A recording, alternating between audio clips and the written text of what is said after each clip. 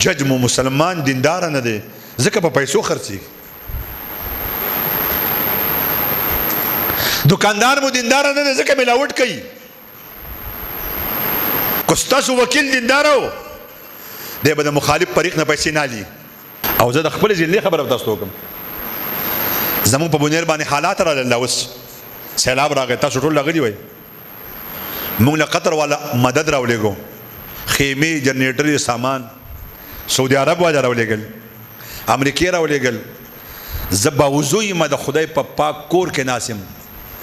کو په دغه سامان کې یو سیز متاثره ته ملو شوین والله دا چا واغستل دا ما نه دی اغستی دا د ذلی مقتدر خلکو واغستل چې په کم گاډي کې به سامان رالل گاډي نه به سامان کوشل سټیکر به تدل کړي په بل گاډي کې به واچول ځان نه خرج کړي ولی دا کار کوي دا ډي سي مدیندار نه دی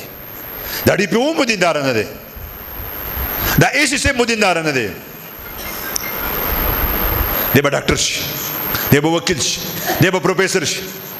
دی به انجینیر شي دی به جج جوړ شي خو یو درخواست به مې درته وي چې د مولانو نه به یې لرې کوئ نه بېشکه ډاکټري وایا خو د علماو سره کښېنه ته به مولا نه جوړېږي ته به مسلمان جوړ شي ته به حلال پېژنې ته به حرام پېژنې ته به ډېسې جوړ شي تاله به مظلوم ولس راځي ته به د هغوی دادرسي کوي ته به ډي پي او جوړ شي تاله به یو سړی راشي چې زه خپل زامن ووالم ته به د هغه مدعوه وکړي ته به جج جوړ شي ته به د انصاف فیصله وکړي ته به دکاندار جوړ شي ته به ملاوټ نه کوي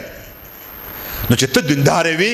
او تا په خپل بچی باندې علماو سره خپل بچی کېنول او ډاکټري وکیلي دې په وکړه نو ستاسو نه تپوس کوم چې ستا بچی ډاکټري بیجا ټیسټونه به خلکو ته لیکي تاسو نه تپوس کوم نن ستاسو ډاکټران بې وجې ټیسټونه لیکي که نه لیکي ویښ یې کودی یې ویښ یې لیکي که نه لیکي بیجا ایکسرې لیکي که نه لیکي تا په ډاکټرانو خرڅوي که نه خرڅوي ستا ګردې خرڅوي که نه خرڅوي راشه چې په خپل بنیر کې درته وښیم راشه چې په دې کټلنګ کې درته وښیم راشه چې په مردان کې درته وښیم راشه چې په پېښور کې درته وښیم ولې ډاکټر مو دینداره نه دی ډاکټر مو دنیاداره دی ډاکټر له سټیټس پکار دی ډاکټر له فارچونر ګاډی پکار دی ډاکټر له ښکلې بنګله پکار ده ډاکټر له ښه لیبارټري پکار ده چې د لیبارټرۍ پیسې وي د ټیوسټ هغه پیسې وي د ایکسرې پیسې وي د دوایانو کې کمیشن وي ولې ډاکټر دینداره نه دی کو ستاسو وکیل دیندار و دی به د مخالف فریق نه پیسې نه لي کو جج مو دیندار و زمونږ په ضلع بنیر کې زما رشته دار په جومات کې د ماښام د مانځه نه وروستو پلار او زوی په چړو ووالل 2 کسان پکې مړه شو د 90 سال په عمر باباګان چې 50 او 10 روپۍ نه پیژندي او په تاڼه کې بیلګه ورسره ښکاره شوه د وینو جامې چاړې ورسره ښکاره شوې په 2 تاڼو کې په ځان باندې اعتراف هم وکړو د جج مخې ته اعتراف هم وکړو دنیا علاقه ګواه ده چې دوی دا کار کړی جج ورته وی زه د سره ښه کومه تا به پانسي کم او زوی به درله عمر قید کم دا د بنیر ججو سره ښه وکړل هغوی په 45 په 50 لکه روپۍ ځمکه خرڅه کړه او د پېښور جج ته پیسې کېښودې په بیک کې جج چې پیسو ته وکتل وی زما دې څه پلار وجلی هلک یې وله آزاد کو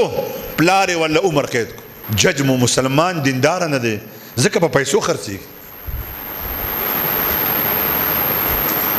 دکاندار مو دیندار نه دی ځکه ملاوټ کوي نو په خپلو بچو انګریزي ووایي ډاکټران یې جوړ کړئ پروفیسران یې جوړ کړئ وکیلان یې جوړ کړئ ستاسو بچي به د پاکستان تقدیر بدل کړي چې ښه ډاکټر پیدا شي چې ښه وکیل پیدا شي چې ښه انجینیر پیدا شي چې ښه پروفیسر پیدا شي دی به ستا نسل دینداره کړي او زه دا اضافه کول غواړم مه بچي ټول عالمان کوئ یو بچی پکې عالم کا نورو بچو باندې بېشکه دنیا ووایه علماو سره کېنوه